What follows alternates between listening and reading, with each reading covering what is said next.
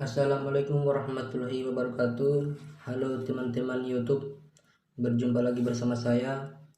Nah, jadi yang belum subscribe channel saya silahkan di subscribe karena subscribe itu gratis ya.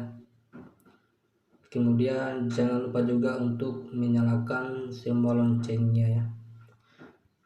Nah, di kesempatan kali ini saya akan membahas tentang YouTube ya, yaitu bagaimana cara membuat dan menambahkan link entah URL custom akun sosial media ke deskripsi channel kita ya.